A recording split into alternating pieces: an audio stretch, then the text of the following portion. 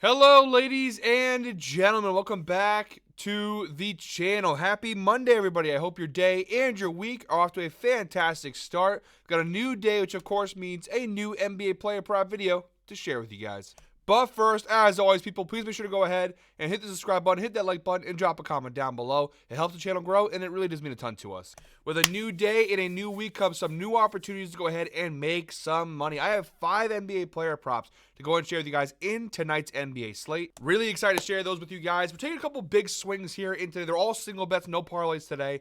We got some pretty risky plays, but I think they're really confident and they got some really good value as well. Guys, one thing before we dive into today's picks, I want to talk to you real quick about the sale we have going on right now at the Fade Me store. We're doing a little end of the year, New Year's Fade Me sale. The link for these stores down below in the description, as well as in the pinned comment. When you click that link to go to GuyBostonSports.com, where all the plays are, there will be a link to the Fade Me store in that post as well. We have a ton of great merch available right now, including right here, the Guy Boston hat. We've got a ton of great stuff. Go check that out before the sale ends. Everything between shirts, sweatshirts, hats, accessories, everything are all marked down for the end of the year. So make sure, don't miss out on this great opportunity to go score yourself some great Fade Me merch and just become more involved with the Guy Boston Sports community. All right, with that being said, guys, let's dive right into today's picks. All right, guys, jumping right into the outlier screen here. Our first pick in today's slate comes from the Clippers-Pelicans game. We got an 8 p.m. tip-off. We're going James Harden of the Clippers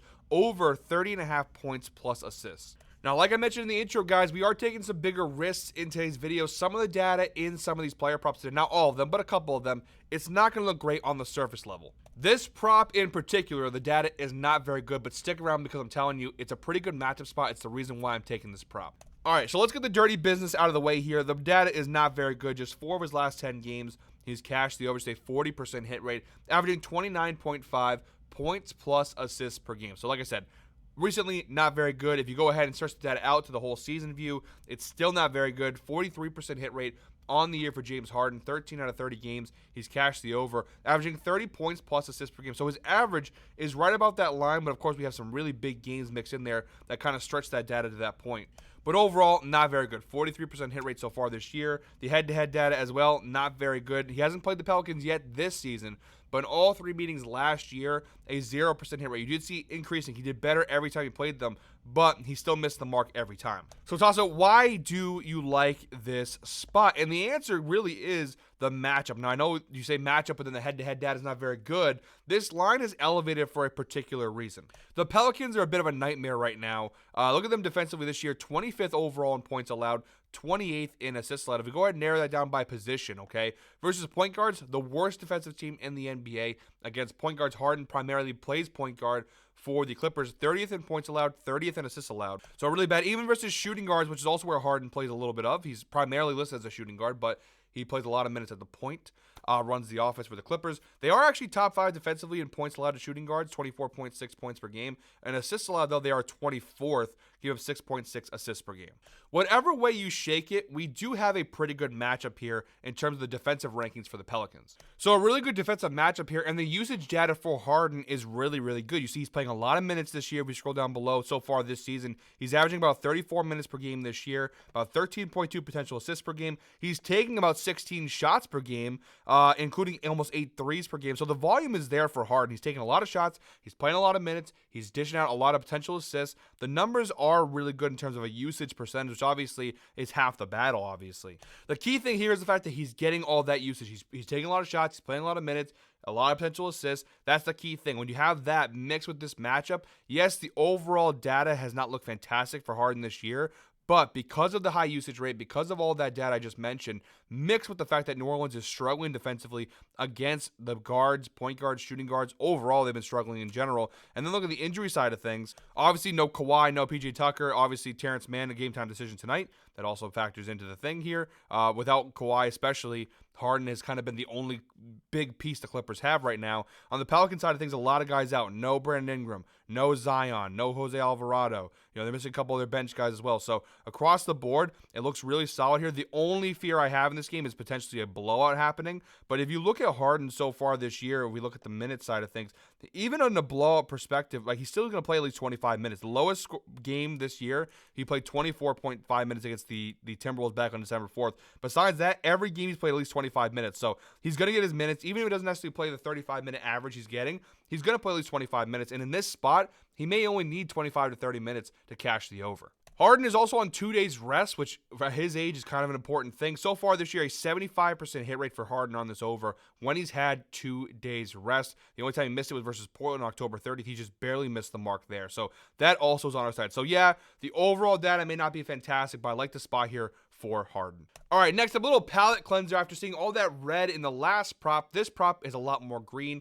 We're going Nuggets, Jazz, 9 p.m. tip-off. We're going Christian Braun of the Denver Nuggets over 17.5 points plus rebounds plus assists. So far this year, the overall data looks very good on this spot. A 76% hit rate on this over for Christian Braun. 22 out of 29 games he's cashed the over, averaging 20.86 points plus rebounds plus assists per game. You see, he had a really solid start to the year. Now, he has trailed off a little bit over the last 10 games or so. If you look at the last 10 games, just a 40% hit rate, so not fantastic. But the overall data is still really enticing. Even the last 20 games, still a 65% hit rate on the over for Christian Braun. And again, we got a really good matchup here against the Utah Jazz team that defensively is struggling this season. Look at the head-to-head data against the Utah Jazz. 5 of his last 6 meetings against Utah, Christian Braun has cashed the over. It's an 83% hit rate, averaging 19 points plus rebounds plus assists per game. He's played Utah 2 times already this year, back on November 2nd and then back on November 27th. He cashed it both times and had pretty big cashes in those games. Overall, Utah on the right side of the screen here, 28th in points allowed, 25th in assists allowed. They're actually a pretty good rebounding team, believe it or not, but points and assists not very good. Versus shooting guards, we go ahead and narrow it down to where Christian Braun plays. You see a lot of green there, 29th in points, 22nd in rebounds, 24th in assists. And with Jamal Murray back and playing his normal minutes, you do see his minutes have trailed off a little bit over the last 10 games. He's averaging about 33.7 minutes per game this season, but even over the last 10 games, you do see that he still is playing a decent amount of minutes. He's still averaging about 31.2 minutes per game over the last 10 games. Even over the last 5 games, averaging 30.9. So again, a lot of minutes played. Now, he's only taken about 7 shots per game over the last 5 games. You know, the usage rate is not as high. Even though he's playing a lot of minutes, he doesn't touch the ball too much on this team. But again, considering the matchup, considering the head-to-head data, considering all these factors, I do think it's a good spot here for Christian Braun. And the insights provided by Outlier here, Christian Braun has exceeded 17.5 points plus rebounds plus assists in 12 of his last 15 games on the road. He's averaging 21 points, rebounds, assists over his last 15 road games, an 80% hit rate. Again, you see a couple misses recently, but overall, pretty good numbers on the road. Dating back, actually, these are all of this year. So, 80% hit rate this year on the road. Really good numbers on the road for Christian Braun here. I think it's a good matchup and even a potential blowout potential here. I do think he'll get his minutes. He'll get his production. So, yes, I know the recent data may not be fantastic, but the overall data looks pretty solid. I'll rock with Christian Braun here for minus 135 odds on DraftKings too. The sportsbooks are telling you this is going to be a pretty good spot. All right, guys, next up we got Sixers, Blazers, 10 p.m. tip-off. Again, like I said, guys, a couple of these player props, the data is not going to be fantastic, but it's all about the matchup spot here.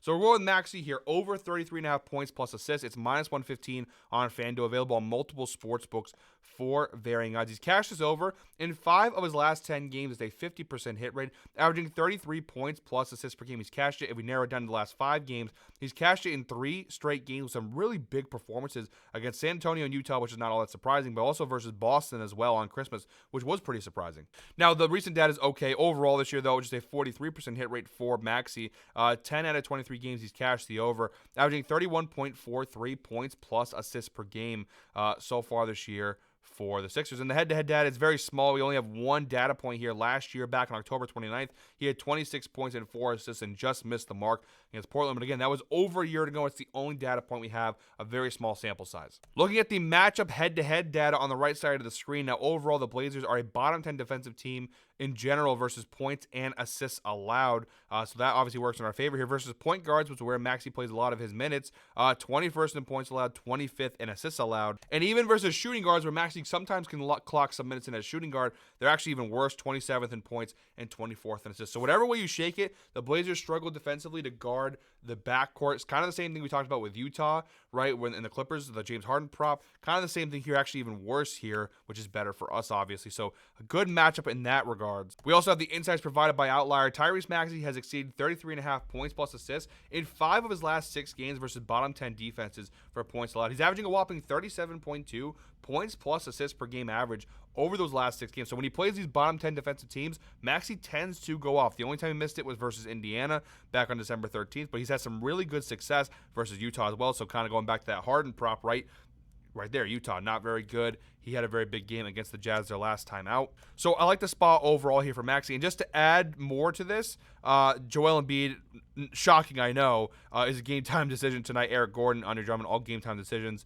So we'll see if who even plays. Obviously, we know McCain's out, KJ Martin's out. But yeah, the Embiid, you can put him. He's a game time decision for the rest of the season, for the rest of his career, probably at this point. But I like the matchup here for Maxey. Although the overall data may not be great, I think it's a good spot to go ahead and tail Maxey. All right, guys, got 2 props left in today's video. If you are still watching at this point, please comment 11 down below. We are about to hit the 11-minute mark in today's video. As always, guys, we appreciate those who watch all the way through. We put a lot of work into each and every one of these videos here at Guy Boston Sports between myself, Ev, and Trey. So for those who do watch all the way through, who don't just jump to the pin, comment, and go to the picks, we appreciate you guys. As always, you got to watch the video. It's the analysis that kind of provides the reasoning as to why you should take them. If you're just going off of the blind picks without the analysis, you know, that kind of defeats the purpose. And it's those are the people normally that go jump to the comments like you suck, because it's like if you heard the reasoning, it gives you the background you need to decide if you want to tail or if you want to fade. So to those who do watch all the way through, comment 11 down below.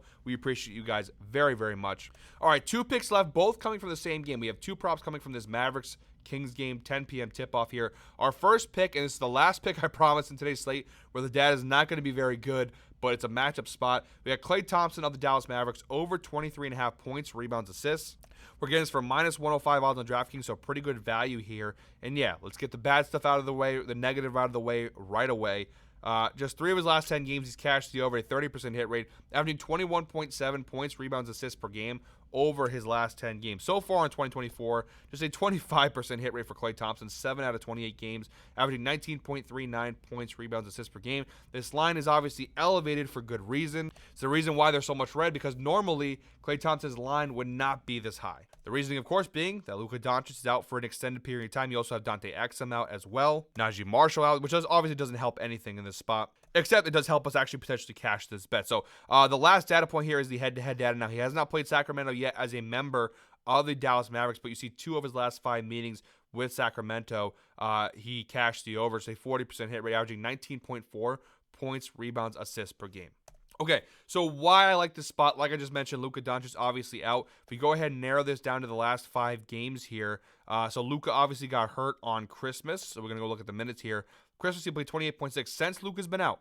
31.6 minutes, 34.3 minutes. Actually, let's go ahead and do this just to go ahead and show you guys. We'll go and put the filter in here, games without Luka Doncic here. We'll go ahead and put that filter on there. Now, even without Luka, the data is still not very good. It's a 14% hit rate this year without Luka Doncic, averaging 17.14 points, rebounds, assists per game. The key thing I'm looking at is the minutes played. You see his minutes, he's averaging about 28 minutes per game when Luka is out, but over the last couple games, you see his minutes have increased a lot more. So that's what I'm banking on here, is that Klay's going to play at least 30 minutes in this spot. And then the matchup here, Sacramento has struggled defensively versus shooting guards this year. 25th in points, 4th in rebounds, and 12th in assists. Again, most of this is going to be covered in the points, I think. When you look at the shot volume, his last game, the last time he played, actually, they just played Portland the other night, right? He had 17 shots in that game against Portland the other night on December 28th without Luka, obviously. Now, Portland's a lot worse defensively than the Kings are, but you see the volume that he took in the game, 17 shots. He only shot 5 for 17, 29%. If he shoots a little bit better, we have a cash on our hands there. He finished with 14 points, rebounds, assists. The key thing I'm looking at is the minutes played, the volume there, the matchup defensively. I think it's a good spot for Klay. Look, honestly, it's a risky play, absolutely at minus 105 odds, but I'm willing to take the chance here because the volume's going to be there for Klay Thompson. They're going to need him to step up, to take more shots, to take more responsibility with all the injuries and suspensions they have going on right now. Derek Lively also a game time decision in this spot. So yes, risky, absolutely, but I'm going to take the chance here with Klay. I probably won't put a full unit on this one, maybe like a 3/4 of unit, like 0.75 units, but I think it's worth taking the chance on this one because I think Klay is going to have a pretty decent matchup here against Sacramento. And then our 5th and final prop, guys, we have the palate cleanser. We've got Kevin Huerter over 12.5 points, rebounds, assists for Sacramento, minus 125 odds on DraftKings. Available on a couple other sports books for varying odds here. He's cashed in 7 of his last 10 games, a 70% hit rate, averaging 16.5 points, rebounds, assists per game. Again, a lot more green on this one than we've seen in the last couple props. 2024 overall, 64% hit rate for Kevin Huerter. 18 out of 28 games he's cashed the over, averaging 15.11 points, rebounds, assists per game. And the head-to-head data as well. The last time he played Dallas, of course, last season. Very small sample size, but he did cash the over against the Mavericks. Now, the data here shows a bad matchup, right? 9th in points, 10th in rebounds, 16th in assists. Remember, now you have Klay Thompson playing significantly more minutes, and Klay defensively at this point in his career is kind of washed. And I hate to say that, but it's the truth of the matter. I think Kevin Huerter could probably attack Klay Thompson in this matchup and find some decent success in this spot. So yeah, overall, Dallas defensively a decent team. 13th in points, 14th in rebounds, 20th in assists. And versus shooting guards, they actually match up pretty well. With the Luka injury, who he kind of is primarily a shooting guard. I do think that Kevin Huerter has a pretty good matchup here against Klay Thompson in particular. And obviously the volume there is there for Kevin Huerter. Now, he's not playing, a crazy amount of minutes, but 25 minutes per game, especially over the last 10 games, you're seeing consistent minutes for him in this spot. So I like the spot here for Kevin Huerter, and the insights provided by Outlier. Kevin Huerter has exceeded 12.5 points, rebounds, assists in 10 of his last 12 games at home. He's averaging 17.6 points, rebounds, assists per game over his last 12 home games, an 83% hit rate. So really good matchup across the board here for Kevin Huerter. So love the spot here for Huerter. And guys, that is it for me today. Thank you very much as always for watching. One more time, please make sure you go ahead and hit the subscribe button, hit that like button, and drop a comment down below. I'll be back tomorrow with another NBA player prop video. But until then, I hope you're all winners. I know we took some chances today, guys, but I like the matchup spots. I think we took some risks, but they were good risks at that. Tomorrow we'll be back with some more player props. Hope you're all winners. See you tomorrow.